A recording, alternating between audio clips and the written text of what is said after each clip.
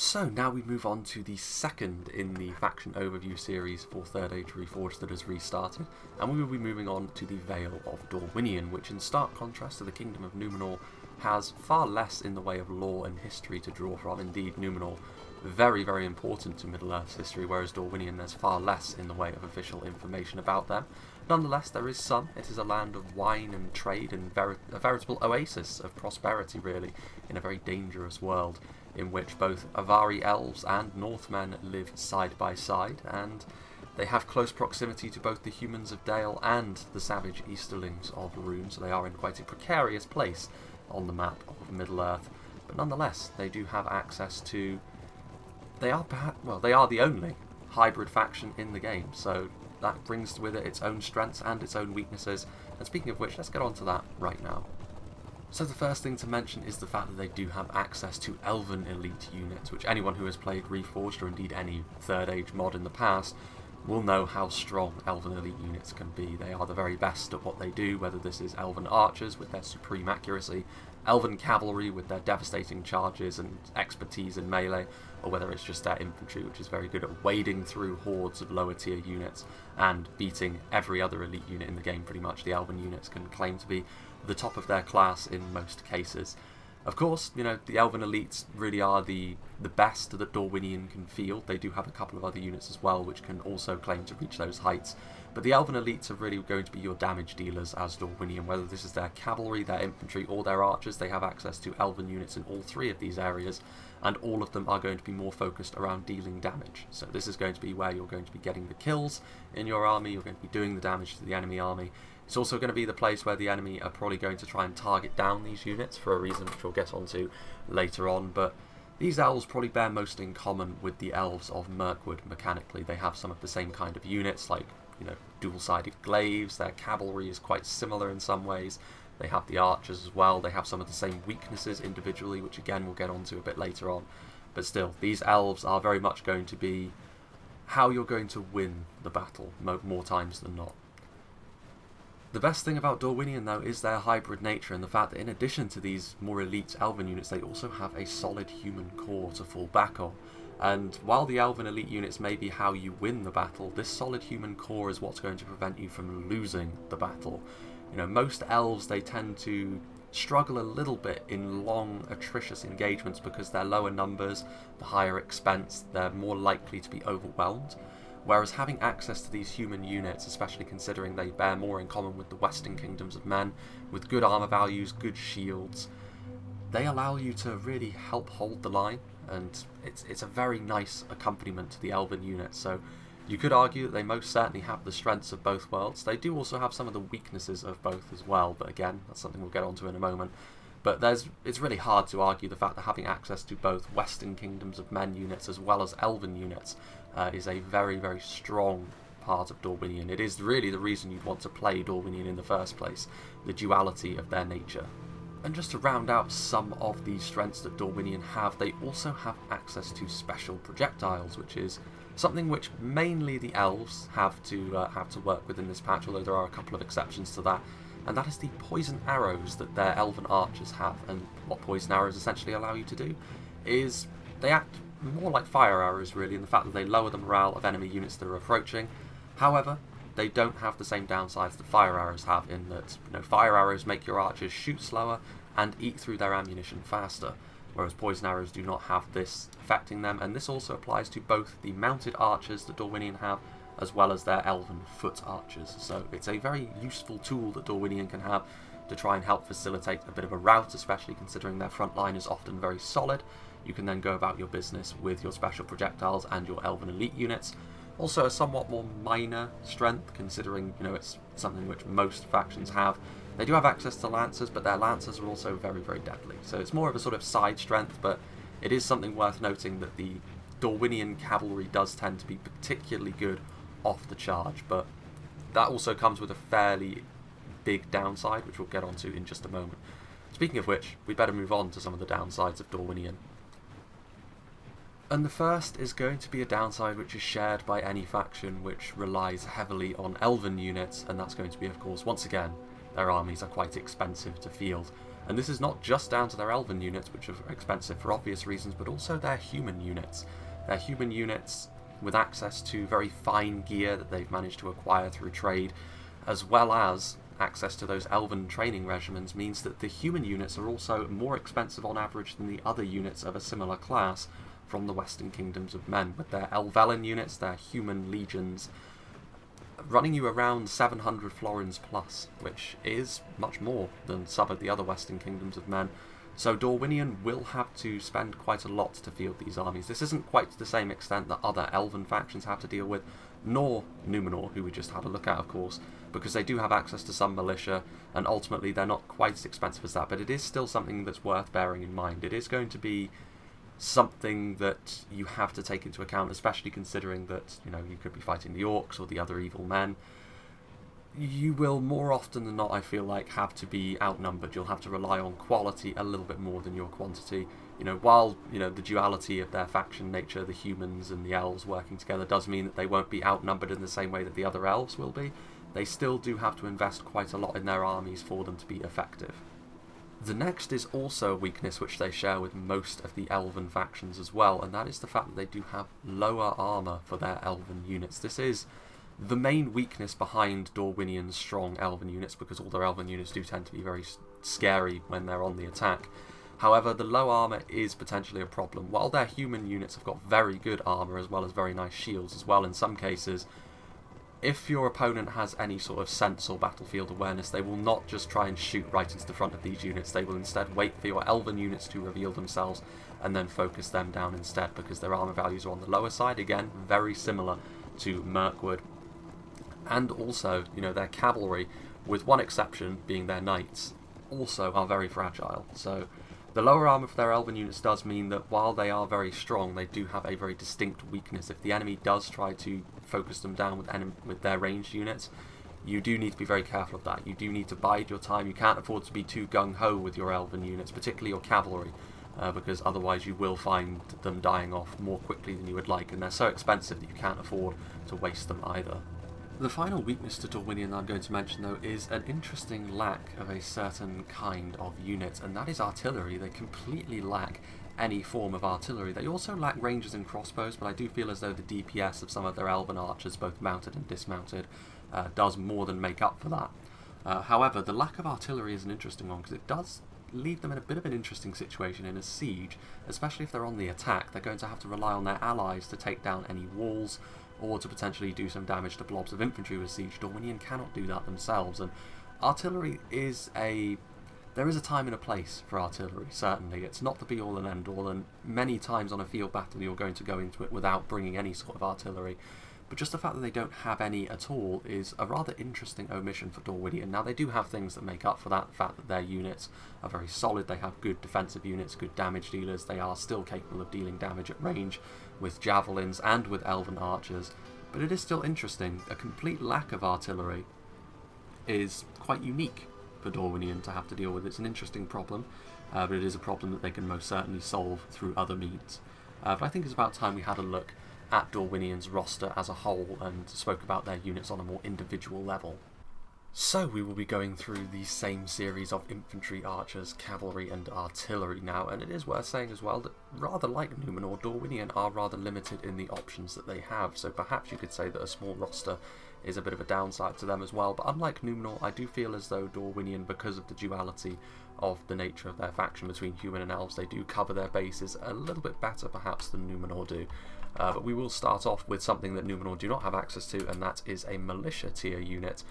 Starting off here with the Erin Vaughan Axemen, a unit that they share somewhat bemusingly actually with Cardolan, but it is of course a cheap AP shock unit, which of course with those two-handed axes, the same thing applies to them as will apply to all cheap axemen, in the sense that they can deal a pretty decent amount of damage for a relatively small cost. 450 is not a huge amount of money to spend on a unit, especially considering they have 201 men in the unit when you have it on maximum unit scaling. Of course, they have a good charge as well of 11, decent attack of 7, but where they will fall down, of course, is in their total defense. They have pretty woeful total defense of 5 with an armor of 4, which is perhaps even more than they could expect to normally have considering their attire, but obviously a defensive skill of 1 and no shield means that whether it's in melee or at range, the Erin-born Axemen are going to struggle to stay alive for any length of time, but they can make for a pretty decent bit of AP punch, a bit of support for your front line as well. And ultimately, of course, if you do want to pad out your army with a bit more numbers, the Erin-born Axemen are going to be one of the best ways in which you can do that.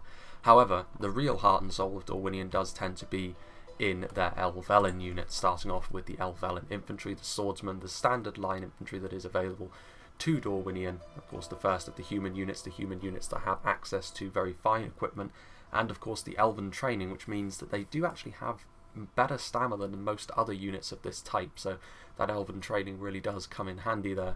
But of course, excuse me, a recruitment cost of 700 is where that more expensive armies mentality from Dorwinion does come from. You know, most other Western Kingdoms of Men do tend to have their line infantry costing a little bit less than that, but 700 is still not a terrible cost to incur. There are certainly factions which have to spend more on their line infantry to really get the best out of them. 143 men in the unit. Their attack is 5, which is relatively standard for this sort of unit. Their attack is really not what they are focused on. They're more focused on their defensive attributes, their line holding capabilities, and staying alive. And that's where their total defense comes in. A very nice armor value of 10 and a defensive skill of 9 as well. So actually pretty decent split between the two there. And a nice shield value as well. So everything you could possibly want from a unit of line infantry for holding the line, good at dealing with ranged threats as well as staying alive for a decent amount of time in melee.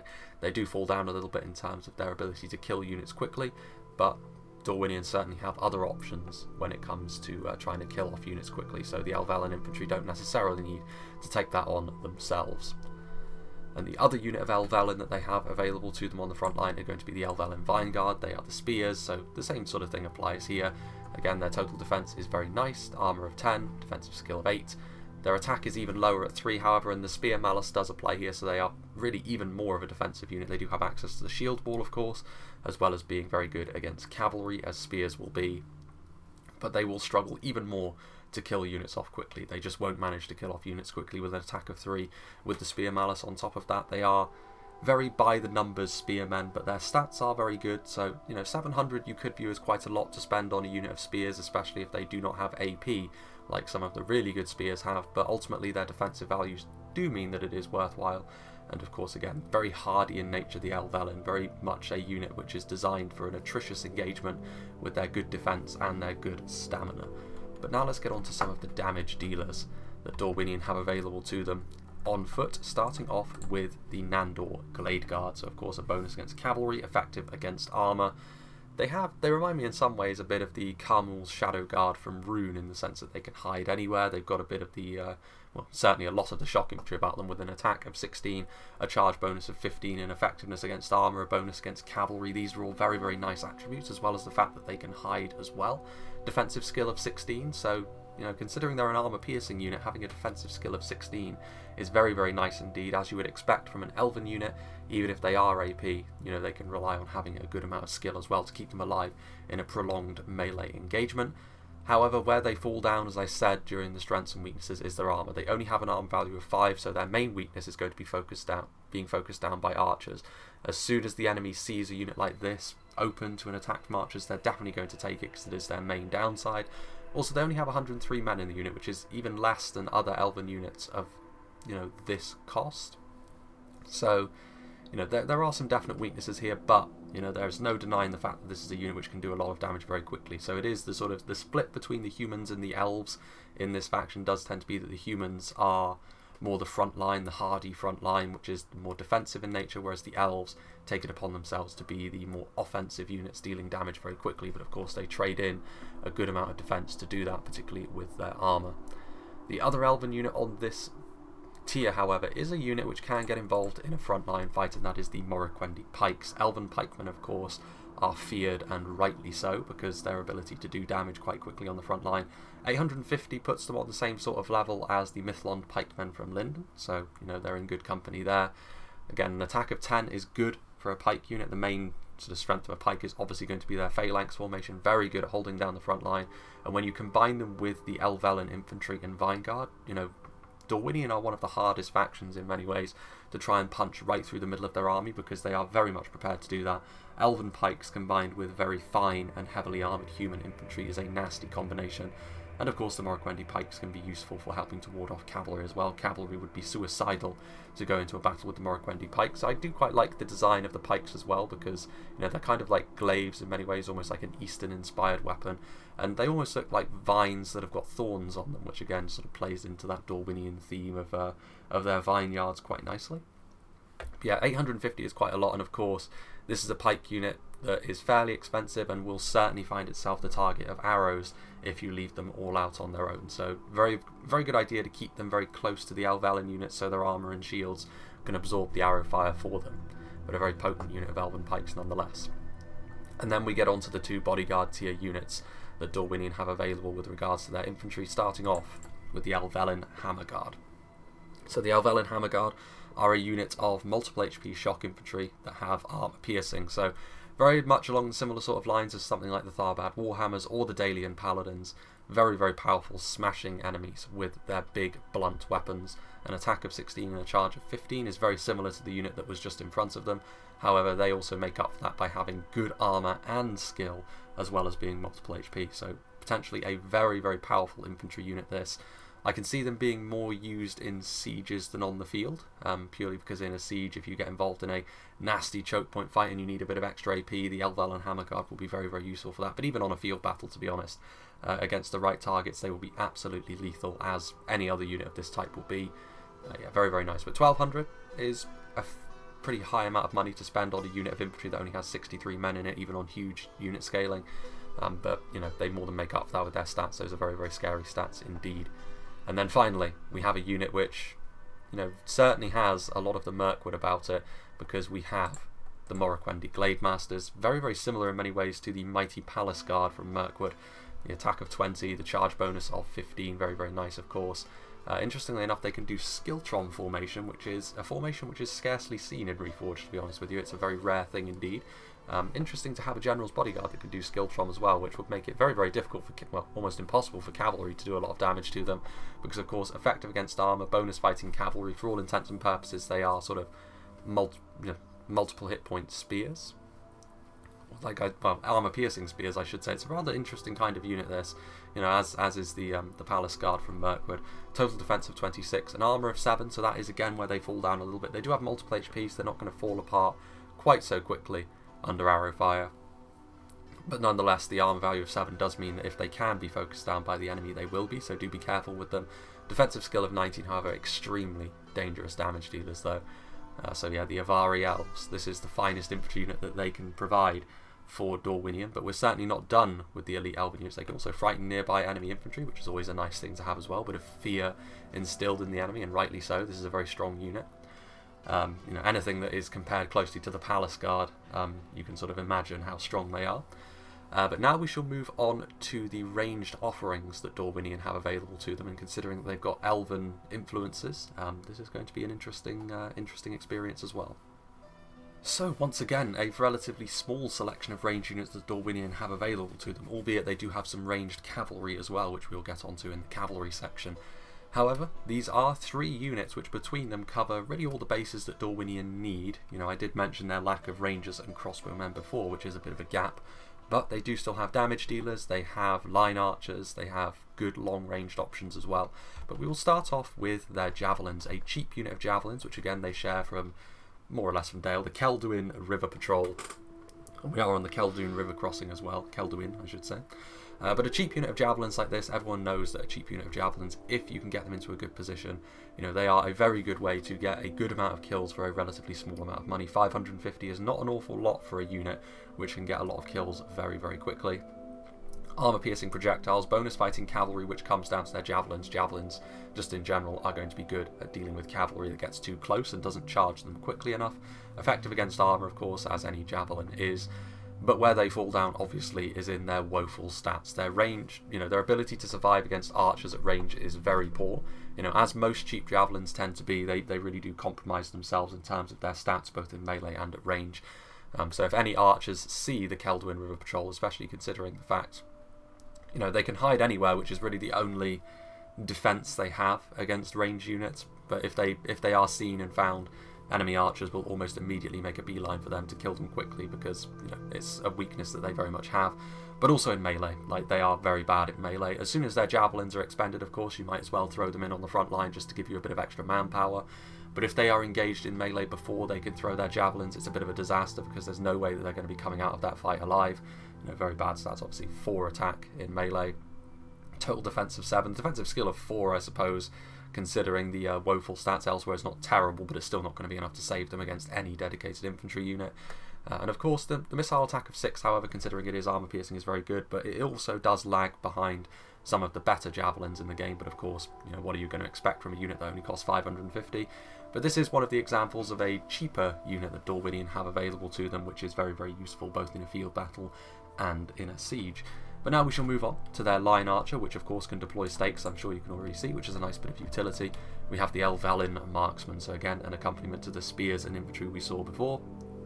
And they are very much like the heavy archers from the rest of the Kingdoms of Men, only again a little bit better, but a little bit more expensive than some of the standard options elsewhere. They have a missile attack of 6, which is better than the 5 which many other standard line archers have. It's more in line with something along the lines of the Bardian marksman, actually. So you could look at them as being on that sort of level, the Bardian marksman, the Keldur marksman, I believe they're now called, from Umbar. Maybe not up to the same level as the Caer Andros marksman. But even so, this is the sort of company that the Elvelyn marksmen keep. They may only have 123 men in the unit, which is not the most, but of course more expensive archers in 0.97 have been made much better now that the cheaper archers have been made worse. It's sort of a buff by proxy, as it were. But of course the main thing when you're dealing with a line archer is how good is their defensive value. It's all very good having a slightly higher missile attack than your peers, but you really need to be able to withstand a lot of pressure as well, and this of course is where their armour comes into play. Again, that 10 armour is very, very nice. Dorwinion's Elvelyn units and their armour is one of the real strengths of the faction overall. Defensive skill of 9 is not half bad either, but honestly, they aren't one of those units which really prides itself on being pretty decent in melee as well. I mean, they can do so because of their high defense values, but again, it's not really where they should be. They're most at home when they're sort of engaged in an atrocious long-ranged engagement with their foe. And this is one of the things that Dorwinion can do to really wear down their foe. And I do feel as though patience is key when playing as Dorwinion. You can't afford to charge in unthinkingly. And one of the ways in which you can really sort of draw the game out is by using the Elvelyn marksman to their fullest capabilities. However, the other unit of archers that they have available to them are a unit of elven archers, the Morroquendi bows, the unit that they share with Dale, albeit they have had some changes. They do cost 950, which is a lot. However, they have a missile attack of 8, which is very, very nice, of course, and considering they're elves, they have good range, good accuracy as well, and they combine this with the poison arrows, the unique projectiles, which also lowers the morale of enemy units. So very, very good unit all around at range, very, very high damage dealers, and if that wasn't enough, they can also use sharpened stakes. I'm sure you can see. Combat bonus in the woods is also a nice thing, but they have a bonus fighting cavalry, because I'm sure you can see those nasty glaives that they wear on their back. So to be honest with you, if a good unit of cavalry does charge into them when they're still using their bows, they are still in a big amount of trouble, because they don't have multiple HP. Elven units with their melee defense do tend to be able to mitigate charge damage a little bit.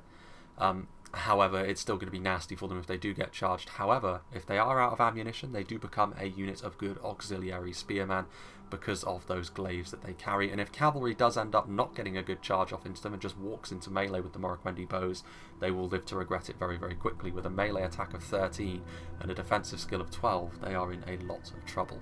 However, once again, as with most of the other Morroquendi units in Dorwinion, in stark contrast to the Elvelyn units, they have relatively low armour values. An armour value of 6, once again, is something that you can compare them pretty heavily to Mirkwood for.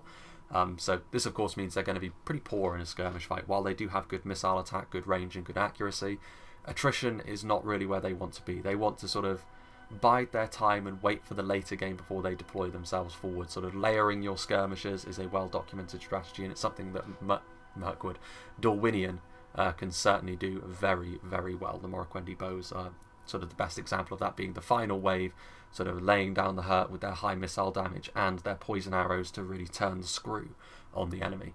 But that is it for Dorwinion's 3 units of foot ranged units, I should say. We shall now move on to the cavalry.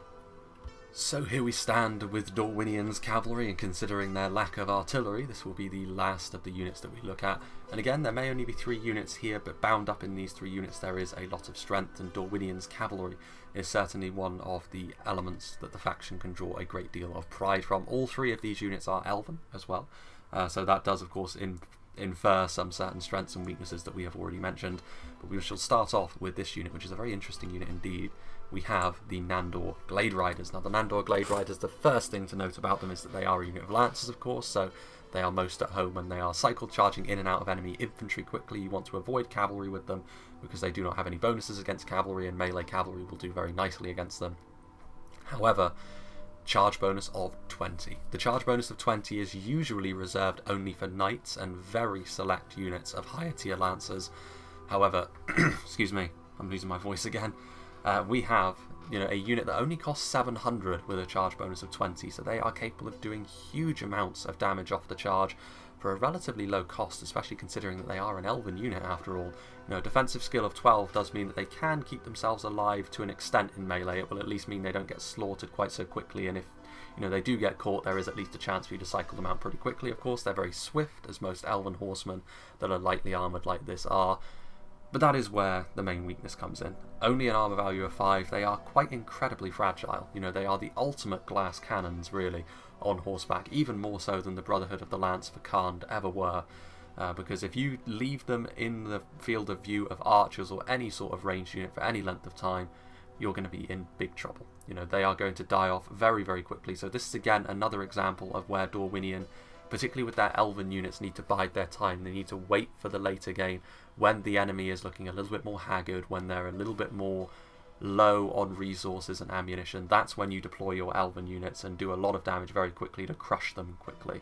That's where Dorwinion are very much at home. They sort of bide their time in the early game, and then in the late game they bring down the hammer with their high damage units, and the Nandor Glade Riders are pretty much the ultimate expression of that, because if you deploy them too early, they're pretty easy to deal with by archers and enemy cav, but if you deploy them later on when the infantry has much less in the way of defences, you're going to clean up with them. Charge bonus of 20 is a very significant thing indeed. However, a unit of cavalry which can be used a little bit earlier on in the battle, as most horse archers can be, to harass the enemy, of course, are Morroquendi Stalkers, and they are essentially a mounted version of the Morroquendi archers that are on foot. Obviously very, very nice missile attack of 8 as was before, very nice range for horse archers as well as having that nice accuracy, and they share the poison arrow, so they will be able to do a bit of damage to morale as well, albeit the harassment nature of horse archers means you're probably not going to be routing too much with them early on. It's possible that you can sort of rout off a bit of depleted cavalry with them, but more often than not the poison arrows are just a little bit extra. I think they're a little bit more significant on the foot archers, more so than the horse archers, if I'm being honest. But still a nice thing to have nonetheless. 875 is quite a lot for a horse archer, especially considering they too are quite fragile to ranged attacks with only an armour of 5, so they share the same weakness as most other horse archers to foot archers, even more so with their low armour, again something they share in common with the Mirkwood horse archers. However, they do have something else which is quite nice. They have a bonus fighting cavalry, so rather like the Linden horse archers, they are spear cav in melee, so not just any old cavalry can charge into them and expect to have a good time. Elven spear cavalry is going to send them packing if they aren't careful. Very, very, very nice all-purpose unit, really, but again, do be careful with them, as with most Elven units. You really need to, if you can use your Elven units well as Dorwinion, not just the Morroquendi Stalkers, but in general, you will find yourself in a very good place in the battle, but if you misuse them, you can find yourself facing an uphill struggle pretty quickly. However, one unit which does not share the fragile nature of their underlings are the Morroquendi Glade Lords, the Knights of Dorwinion.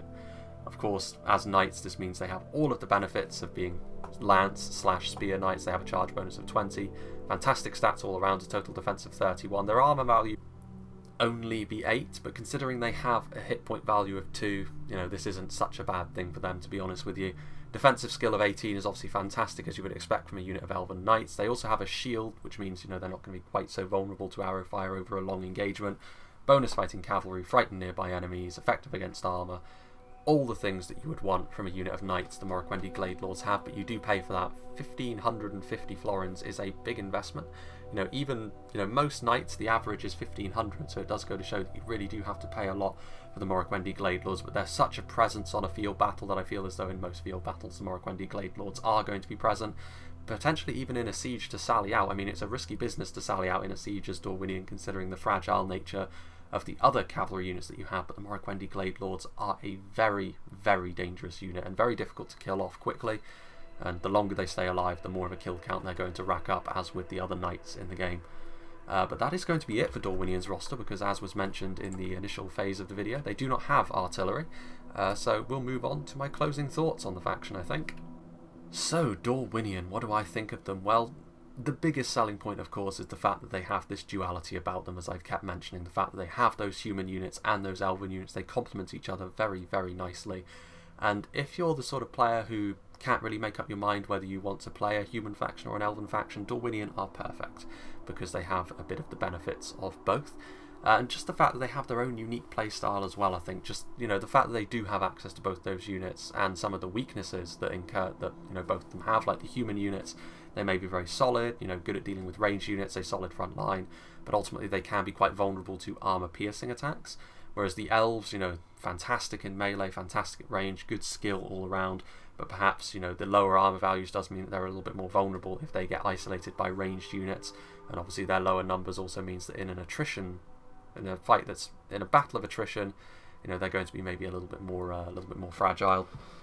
But they complement each other very well. I feel as though there are only a limited amount of compositions you can make with Dorwinion, just because again they do have that smaller roster. But these are compositions which are just all around very strong, and I do feel as though Dorwinion will appeal to anyone who likes to have a solid core surrounded by some high damage units of cavalry and archers. Anyone who likes to form up a nice strong phalanx and then do most of the damage with cavalry, for example, is going to find themselves right at home with Dorwinion. Anyone who likes playing as Arthedain, for example, in 0.96, I think is going to quite enjoy Dorwinion, because they have some of the same things going on, albeit in a different way. But I personally do like Dorwinion. I feel as though they're easier to build a composition with. However, if things start going wrong for you in a battle, I feel as though it's kind of difficult to recover as well, because if plan A for Dorwinion doesn't work, if your elven units are focused down and they start to die off, it's very difficult to come back from, because the human units, while they may be very good at keeping themselves alive, they're not necessarily good at finishing the enemy off, unless you're talking about the Elvelyn Vineguard, but that's a very specific example. Still, I do feel as though Dorwinion will appeal to a lot of players just because they have a lot of things going for them, albeit with a rather small roster of their own. So yeah, that's my opinions on Dorwinion, their strengths, their weaknesses, a look at their roster as well. And next we will be moving on to the final new addition in terms of a whole new faction, 2.97, and that will of course be the Shire. So yeah, I hope you enjoyed this, I hope you found it somewhat informative, and I hope you will join me for whatever is next.